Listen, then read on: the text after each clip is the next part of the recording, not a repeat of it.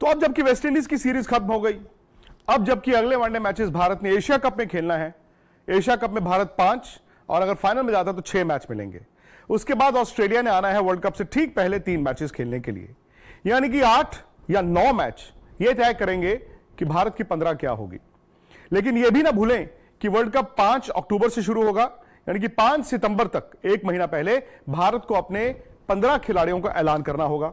उस लिहाज से तकरीबन 1 महीना है, और 1 महीने में ऐसा क्या हो जाएगा कि भारत की वर्ल्ड कप की टीम बदल सकती है। आज हम बात उसी टीम को लेकर करेंगे, चर्चा उसी पर करेंगे कि क्या भारत के 15 चुने जा चुके हैं, क्योंकि 2 ऐसे खिलाड़ी हैं जिनकी फिटनेस का आप इंतजार कर रहे हैं। एक है श्रेयस अय्यर और एक है केएल राहुल।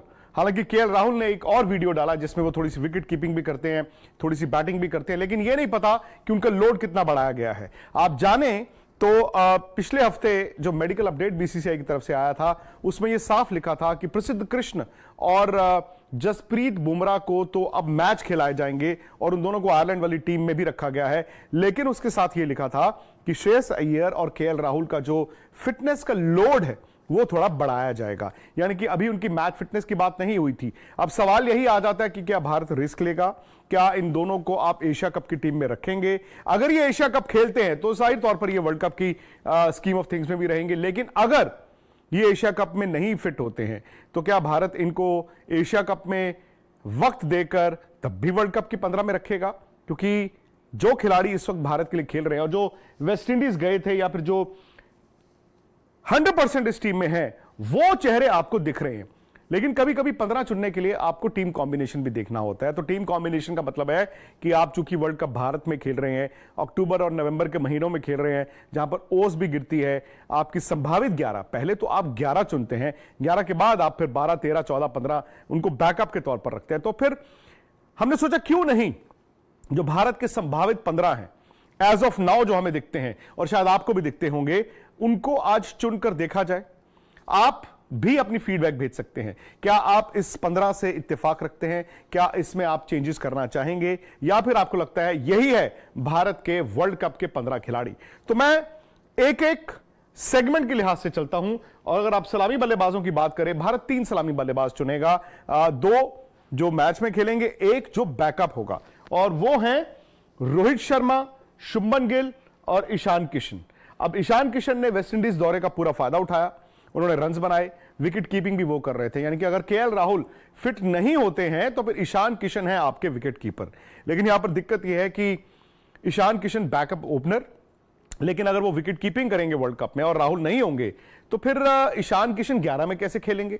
भाई ओपनिंग बैट्समैन तो रोहित और शुभमन गिल है ना, तो फिर ईशान किशन को तो आपको बीच में खिलाना होगा। लेकिन ईशान फिर भी 15 की टीम में रहेंगे। आप उनको बैकअप विकेट कीपर माने, आप उनको मेन विकेट कीपर माने, आप उनको बैकअप ओपनर माने, या फिर मिडिल ऑर्डर बैट्समैन माने, क्योंकि ईशान किशन जो है वो एक तो तजुर्बा है उनका, वर्ल्ड इवेंट्स वो पहले भी खेल चुके हैं, तो इस लिहाज से ईशान किशन। तो ये 3 सलामी बल्लेबाज जो अपने आप को चुनते हैं वो है रोहित शर्मा, शुभमन गिल, ईशान। अगर आपको लगता है कि इसमें कोई बदलाव किया जा सकता है तो प्लीज आप अपनी फीडबैक जरूर भेजें। उसके बाद आप आते हैं बीच में, जो भारत का मध्यक्रम है, उसमें क्या होगा। विराट कोहली नंबर 3, हालांकि वेस्टइंडीज में वो उनको 2 मैच खिलाए नहीं गए, पहले मैच में उनकी बैटिंग नहीं आई, लेकिन एशिया कप इम्तिहान होगा विराट का भी, और कहीं ना कहीं विराट के पास भी मौका है एक बार फिर वनडे क्रिकेट में वो विराट रूप अख्तियार करने का जिसने उन्हें न सिर्फ चेज मास्टर बनाया था बल्कि दुनिया का सबसे बड़ा बल्लेबाज भी बनाया था। उसके अलावा हार्दिक पांड्या, ये भले ही ऑलराउंडर है, लेकिन ये साफ है कि ये वनडे वर्ल्ड कप में आपको 5 नंबर पर खेलते दिखेंगे, यानी कि 3 अगर विराट हैं तो 5 हार्दिक पांड्या होंगे। अब सवाल यह है कि 4 नंबर कौन। भाई एज्यूम करता हूं मैं कि श्रेयस और अगर राहुल फिट नहीं है तो 4 नंबर के लिए आपके पास कंटेंडर ईशान भी हैं, 4 नंबर के पास आपके पास कंटेंडर सूर्य कुमार यादव भी हैं, और 4 नंबर के लिए आपके पास कंटेंडर संजू सैमसन भी हैं। लेकिन यह साफ हो रहा है कि शायद भारत की टीम अब सूर्य को नंबर 6 पर इस्तेमाल करना चाहती है, ताकि वही T20 का थोड़ा सा जो रंग है वो वनडे में भी हो, यानी कि आखिरी के जो 12-15 ओवर में उनको बैटिंग मिलती है तो वहां पर जाकर वो T20 के अंदाज में रन बना सकते हैं। छोटी सी झलक वो आखिरी वनडे में दिखी भी थी। तो हार्दिक अगर 5 है और सूर्य 6 है तो फिर ईशान किशन ऑलरेडी टीम में चुने जा चुके हैं। और संजू सैमसन के लिए लोग कहेंगे कि इतनी जल्दी आपने संजू को वर्ल्ड कप 15 में क्यों चुना? अगर अय्यर, राहुल दोनों फिट नहीं है तो भाई संजू सैमसन 100% आपकी टीम में होंगे, क्योंकि ये विकेट कीपिंग का भी विकल्प होंगे। लेकिन अगर आप इस वनडे सीरीज जो गुजरा मतलब हफ्ता था, ईशान किशन से विकेट कीपिंग कराई गई, यानी कि राहुल के एब्सेंस में first choice wicket keeper Ishan Kishan है। बट संजू सैमसन मध्यक्रम बल्लेबाज, और उसके अलावा संजू सैमसन एक बैकअप विकेट कीपर के तौर पर होंगे। अब इनको T20 की सीरीज भी मिलेगी, ना सिर्फ वेस्टइंडीज के 5 मैच, बल्कि इनको 3 मैच आयरलैंड में भी मिलेंगे अपने आप को साबित करने के, प्रूव करने के। और एशिया कप की टीम में संजू सैमसन होंगे ही होंगे। तो ये 7 बल्लेबाज आप चुन चुके हैं। अब जगह बचती हैं 8। अब 8 अगर जगह बचती हैं तो फिर आप 3 स्पिनर्स चुनेंगे। मुझे नहीं लगता कि भारत 4 स्पिनर्स के लिए जाएगा, लेकिन 3 स्पिनर्स आप जरूर चुनेंगे। उसमें रविंद्र जडेजा और कुलदीप यादव, ये शोर शॉट, किसी को चोट ना लगे, ये दोनों शोर शॉट है। एक स्लॉट जो तीसरे स्पिनर का है उसमें युजवेंद्र चहल है, क्योंकि वो रिस्ट स्पिनर है। लेकिन चहल को संभव ये वेस्टइंडीज सीरीज में एक भी मैच नहीं खिलाया गया। ये थोड़ा सा मुझे हैरान करने वाला था। तो अब ये साफ है कि अगर चहल है, उनके साथ 2 और कंटेंडर आपको उस तीसरे स्लॉट के लिए दिखेंगे, अक्षर पटेल। अब अक्षर पटेल और Ravindra Jadeja like for like cricketers हैं, मतलब वो बैटिंग कर लेते हैं, लेफ्ट आर्म स्पिनर हैं। और अक्षर का अगर आप व्हाइट बॉल क्रिकेट का हालिया रिकॉर्ड देखें, एज बॉलर बहुत ज्यादा अच्छा नहीं है, लेकिन वो बैट्समैन बड़े अच्छे हैं। तो अगर आप सिर्फ 3 स्पिनर चुनना चाहते हैं, स्पिनर के लिहाज से जडेजा और अक्षर दोनों को टीम में रखना, ये मुझे लगता नहीं है कि वाजिब होगा। लेकिन एक चीज हो सकती है कि अगर हार्दिक पांड्या की 9 लीग मैचों की फिटनेस को लेकर भारत को रिजर्वेशंस हैं कि भाई हो सकता है वो 9 के 9 मैच ना खिलाएं, उनको हम बीच बीच में थोड़े से अनइंपॉर्टेंट मैचों में रेस्ट दे दें ताकि वो पूरे टूर्नामेंट में फिट रहें, तो फिर वो ऑलराउंडर का स्लॉट, जरूरी नहीं है कि ऑलराउंडर का मतलब है जो फास्ट बॉलिंग भी करे और बैटिंग भी करे, हो सकता है उस ऑलराउंडर के स्लॉट के लिए अक्षर पटेल जो हैं वो हार्दिक का बैकअप के तौर पर तीसरे स्पिनर आ जाए। एक वाइल्ड कार्ड भी है, ये है रविचंद्रन अश्विन। अब रविचंद्रन अश्विन और जडेजा को भारत ने 2017 चैंपियंस ट्रॉफी हारने के बाद रिजेक्ट कर दिया था। इन्होंने कहा कि जी हमें तो फिंगर स्पिनर चाहिए नहीं, हम तो रिस्ट स्पिनर्स के साथ जाएंगे। तब कुलचा की जोड़ी बनी। लेकिन 2019 वर्ल्ड कप में आपने देखा जडेजा वापस आ गए, और अश्विन तो अभी T20 वर्ल्ड कप भी खेल कर आए हैं। तो ये थोड़ा सा मुझे लगता है कि हमें समझना होगा कि भारत की टीम एक ऑफ स्पिनर के लिए जा सकती है, यानी कि एक रिस्ट स्पिनर, एक लेफ्ट आर्म स्पिनर और एक राइट आर्म ऑफ स्पिनर। और विकल्प क्या है? सुंदर। लेकिन सुंदर को आपने एशियन गेम्स की टीम में डाला हुआ है, तो यहां से सुंदर का तो चांस लगता नहीं है कि वर्ल्ड कप में होगा। ऑफ स्पिनर के तौर पर Ravichandran Ashwin is a dark horse, यानी कि आपने कुछ मैचों में आपको यह लगे सामने वाली टीम में लेफ्ट हैंडर्स बहुत हैं, सपोज सामने वाली टीम में लेफ्ट हैंडेड बल्लेबाज बहुत हैं और आपको ऑफ स्पिनर की जरूरत पड़े, तो मुझे लगता है कि रविचंद्रन अश्विन एक डार्क हॉर्स है। तो तीसरे स्लॉट के लिए ये 3 लोगों के बीच लड़ाई है, युजवेंद्र चहल, अक्षर पटेल और रविचंद्रन अश्विन। तीनों अलग अलग डायमेंशंस हैं, तीनों अलग अलग रोल निभा सकते हैं। तो ये एक तरफ जडेजा, एक तरफ कुलदीप, और इन तीनों में से एक होगा आपका तीसरा स्पिनर, यानी कि 10 खिलाड़ी आप चुन चुके हैं। अब आप 4 तेज गेंदबाज चुनेंगे, क्योंकि हार्दिक पांड्या के तौर पर आपके पास एक फास्ट बॉलिंग विकल्प है। और द गुड न्यूज इज कि बुमराह इज बैक, कप्तानी कर रहे हैं आयरलैंड में। और ये शायद भारत को अगर वर्ल्ड कप जीतना है तो जसप्रीत बुमराह का भाई फिटनेस, जब आप इस तरह की चोट से आते हैं, अरसे बाद आते हैं, तो आप जरूरी नहीं है कि सेम तेज गेंदबाज रहेंगे, लेकिन अब कुछ मैच वो खेलेंगे, उसके बाद एशिया कप उनको मिलेगा। तो उम्मीद ये करते हैं कि आहिस्ता आहिस्ता आहिस्ता आहिस्ता जसप्रीत बुमराह अपनी बेस्ट की तरफ बढ़ना शुरू हो गया। अगर ऐसा हो गया तो ये रोहित शर्मा के लिए सबसे बड़ा हथियार होंगे। तो एक बुमराह है, एक है मोहम्मद शमी। शमी को आराम दिया गया था इस दौरे पर, और मोहम्मद शमी के साथ सिराज। ये अगर तीनों फिट हैं, फॉर्म में हैं, तो ये जबरदस्त आपकी तिकड़ी बन जाती है फास्ट बॉलिंग की। इंडियन पिचेस पर भी, आमतौर पर इंडियन पिचेस पे आप देखते हैं कि तेज गेंदबाजों की पिटाई होती है, बट आपको मैच दर मैच कंडीशंस भी देखनी होंगी।